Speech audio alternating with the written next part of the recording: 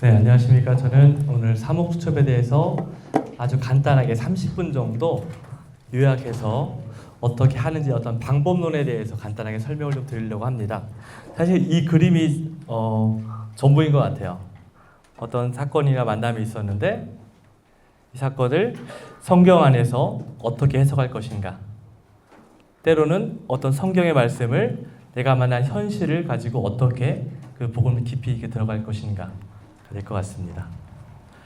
네, 오늘 첫 번째 강의 때 한시부님께서 많은 설명을 아주 잘 해주셨어요. 그러니까 어떤 관계라든가 우리 원천적인 모습들을 좀 바라보게 해주셨는데, 제가 한 번 더 좀 반복하자면 그리스도를 알고 사랑하고 따른다는 것이 우리 프라도 사제회의 목적이라고 한다면, 그 목적으로 향하는 길들이 여러 가지 길이 있는데, 복음을 통해서 예수님을 깊이 알고 연구하는 것, 그리고 가나니의 현실, 어떤 만남을 통해서 우리 개인, 우리 스스로 이 현실과 일상의 식별을 하는 것, 이것이 이제 사목수첩에 해당되겠고요. 공동체의 깊은 어떤 더 다각도적인 성찰, 무엇이라고 할 수 있겠죠? 사도적 성찰이겠죠. 네. 개인과 공동체 체계했다는 것. 지오스에서는 투사수첩이라고도 이제 많이 불렀고, 우리는 생활의 수첩, 사목수첩으로 이제 명칭을 변경했죠.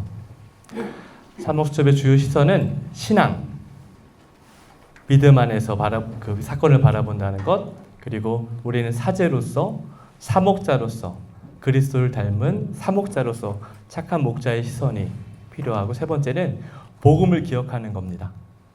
아까 한시부님 표현 중에 저에게 좀 와닿던 말씀이, 슈브레 신부님은 주님 앞에 현실을 가져왔다.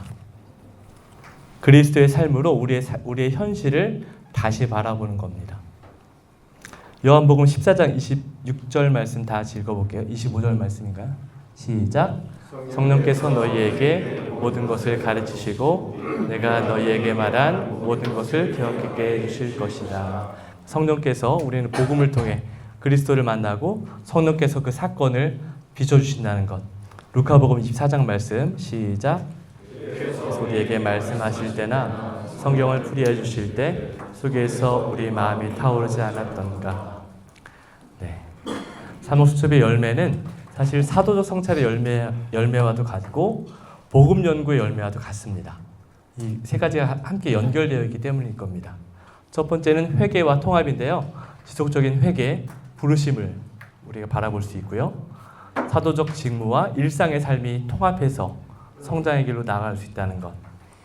두 번째 열매는 관상과 순명. 아까 한시부님은 관조라는 표현을 더 쓰셨죠. 근데 저는 이제 저희 양성 자료집에 있는 용어를 그대로 썼습니다. 관상과 순명. 성령의 활동을 관상하여 우리의 삶을 정화하고 새롭게 하고 복음화의 역동성을 회복할 수 있다는 것. 그리고 이 사목수첩을 통해서 무엇이 하나님 마음에 드는 것인지 깊이 바라보고 순명하여 경청하는 능력들이 계속 성장할 수 있다는 것. 세 번째 열매는 개방과 성장이라고 할 수 있겠는데요. 가난한 이들의 권위를 인정한다는, 그들의 삶을 있는 그대로 우리가 바라볼 수 있다는 것. 그러니까 도와줘야 되는 어떤 시혜자의 입장이 아니라 인간 대 인간으로서, 하느님의 자녀 대 자녀로서 같이 본다는 것. 그래서 우리가 도와주고 도움받는 관계가 아니라 형제, 같은 삶을, 같은 신앙을 나누는 형제로서의 관계로 개방된다는 것. 그리고 마지막으로는 현실적인 의미를 발견하고 어떤 생생한 가르침으로 훌륭한 교리교사가 될 수 있는 거죠. 슈브레 신부님이 많이 강조했던 것이 이제 교리교육인데, 여기서 우리가 슈브레 신부님이 말씀하신 교리교육은 어떤 성사론적 이런 것이 아니라 그리스도를 제대로 알려주는 사람으로서의 교리교사를 끊임없이 강조하시죠. 네, 사목수첩의 과정을 이제 세 가지로 크게 본다면 관찰, 판단, 실천. 지오스의 방식하고 같죠. 관찰의 부분은 보고 듣는 것, 눈과 귀를 활용하는 겁니다.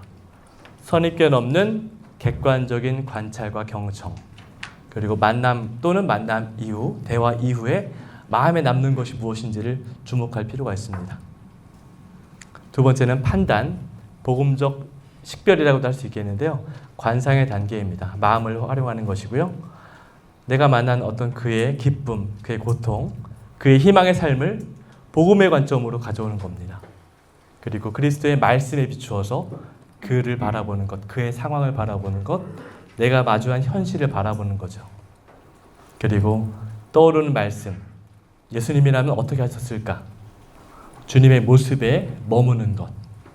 그래서 관찰, 판단, 실천 중에 저는 개인적으로 이 판단 부분이 가장 중요한, 우리가 성장할 수 있는 단계인 것 같아요. 세 번째가 실천인데요. 실천이 이제 어떤 구체적인 어떤 걸 하는 것이 아니라 회심, 마음을 돌리는 겁니다. 그리스도의 말씀으로 바라본 이 현상을 가지고 우리는 성령께서 어떻게 활동하시는지, 주님께서 그 자리에 어떻게 함께 현존하시는지를 바라보는 겁니다. 그리고 그 활동에, 그분의 모습에, 그분의 부르심에 우리가 순종하고 협력하는 것. 그리고 이런 삶을 통해서 우리는 끊임없이 쇄신되고 끊임없이 우리가 살고 있는 각자의 소임의 자리에서 그 부르심에 응답할 수 있는 이런 단계가 있는데요. 저도 사실 이제 돌아오는 주일이 이제 김성현 신부님 일주기라서 이걸 준비하면서 김성현 신부님에 대한 사목 수첩을 써봤습니다. 간단하게. 그때는 2007년 제가 대전신학교 그만두고 약간 자퇴하고 나서 방황할 때였어요. 그러니까 저는 2005년, 7년, 9년, 11년, 13년 5번 몽골에 다녀왔는데 김성현 신부님하고도 워낙 자주 만났죠. 오랜 만남이 있었는데 저에게 가장 인상 깊었던 만남이 그때 신학교를 그만두고 방황하면서 만났던 신부님입니다. 신부님이 그때 이제 그 기어티에처럼 예비 신학생반이 있었어요. 예비 신학생 친구들이 굉장히 그 동네에서 잘 나가고 공부 잘한 친구들이 아니라 가장 공부 못하고 부모님이 없거나 아주 어려운 처지의 친구들을 데리고 예신이라고 이제 만들어놨는데 제가 그 친구를 봤는데 하나같이 사실 제 눈에는 마음에 들지 않는 거예요. 지금 두 번째 방인사제가 된 우리 몽골 프라도 회원 누구죠? 산자 베드로 신부님. 산자 신부님이 아기였을 때 고등학생 정도 때 사팔뛰기에다가 팔도 꺾여 있었고 잘 걷지도 못했고 말도 잘 못해서 어눌했어요. 근데 김성현 신부님은 산자 베드로 형제를 보고 얘가 신부돼야 된다 맨날 그러는 거예요. 저는 이해가 안 됐죠. 어쨌든 이해가 되지 않았는데 그때 이제 제가 신부님을 곁에서 이렇게 일주일 동안 제가 밥을 해드린 적이 있었어요. 근데 선교사 신부님들이 이제 몽골에 여러 분들이 있었죠. 이탈리아에서 오신 분도 있고 살레시안도 있고 뭐 한국 신부님들, 대전교회 신부님들 계신데 유일하게 김정은 신부님만 요리를 못 하시는 거예요. 근데 일생을 보니까 요리에 관심을 둘 시간이 없었던 거예요. 제가 봤던 겁니다. 유일하게 늘 이제 시간 나면 사목적인 일을 하시고 복음 연구하시고 만나러 가시고 현장에 가시고 제가 일주일 동안 그 대한항구에서 주는 그 고추장에다가 김치찌개 끓여드렸는데 밥을 2공기 3공씩 드시는 거예요. 너무 신기했죠. 제가 물어봤죠. 신부님 왜 요리 못해요? 이런 말씀하셨어요. 선교사로서 또 사제로서 건강을 지키려고 애쓰는 것이 예수님 닮는 것과 무슨 관계가 있느냐? 그분이 예수님께서 그렇게 사셨냐? 당신 몸 돌보시면 사셨냐? 저한테 이제 반문을 하셨죠. 저는 이제 대답 못하고 그냥 밥을 더 해드렸죠. 어쨌든 제가 봤던 기억에 남는 겁니다. 그리고 나중에 돌아와서 신부님의 모습을 보면서 마태오복음 6장이 떠올랐어요. 너희는 무엇을 먹을까? 무엇을 마실까? 무엇을 차려입을까 하며 걱정하지 마라. 중간 생략하고 너희는 먼저 하느님의 나라와 그분의 의로움을 찾아라.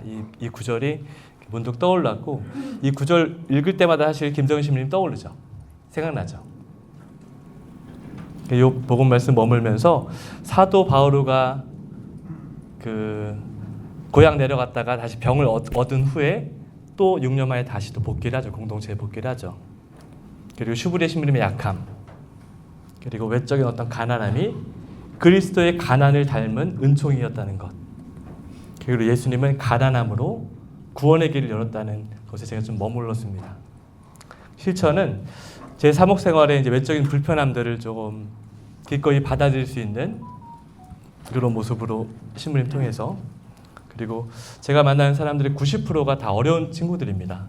이주민들 중에 난민이고 또 이주민들 중에도 이제 또 한국에 적응 잘 못해서 또 상담 오시는 분들, 그들의 현실에 나도 동참할 수 있다는 것, 나의 불편함이, 그리고 저의 약함과 어떤 지금은 질병이 없지만 그런 저의 어려움들이 하느님 나라의 삶으로 초대하는 거로 저는 이제 받아들이게 되고 좀 더 제가 기쁨으로 좀 감수하게 되는 그런 짧은 사목수첩에 이제 이런 예가 있겠습니다. 신학생 때 저희 반에 좀 웃겼던 개그를 잘하는 친구가 이런 얘기를 했어요. 모이면 술 먹고 흩어지면 담배 피자. 사도도 성찰이 같이 술 먹는 느낌인 것 같아요. 혼자 먹는 것보다 같이 친구들하고 먹을 때 더 재밌어지고 술 맛도 좋고. 근데 이제 담배 피는 거는 사목수첩 같아요. 같이 필 수도 있지만 어차피 담배는 내가 피는 거잖아요. 그러니까 그 맛을 이제 아는 거죠. 짧게 이렇게 드렸는데요. 저는 유기양성 함께 동반하다 보니까 어떤 폼이 좀 필요하다고 저한테 좀 몇 번 요구를 하셨어요.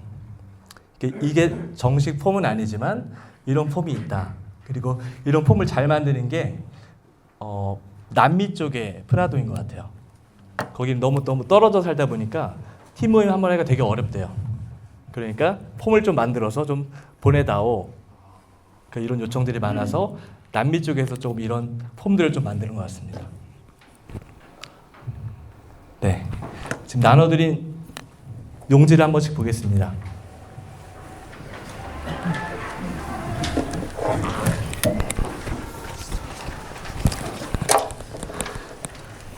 이제 간단하게 만든 건데요. 이것도 유기양성 때 필요한 자료라서 한번 만들어봤는데, 처음에 날짜, 그러니까 사목수첩, 관찰, 판단, 실천의 기록이고요.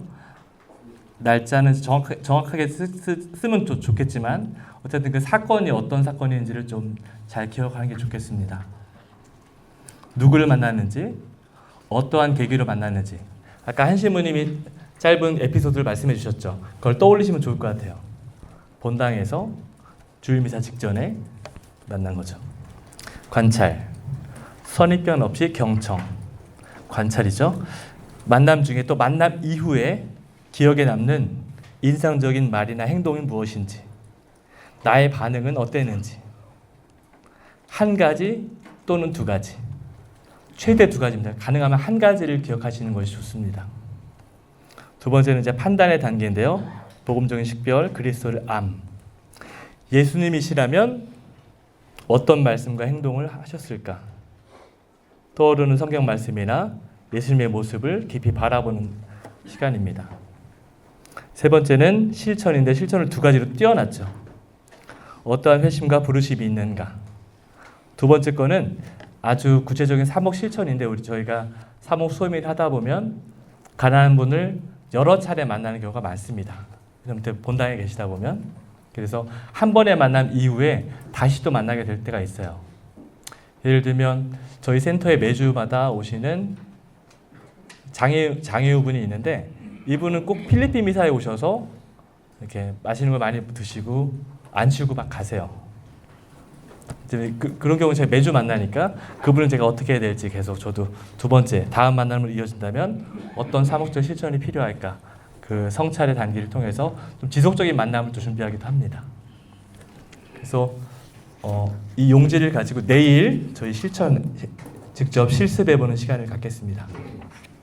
이상입니다. 혹시 질문 있으십니까?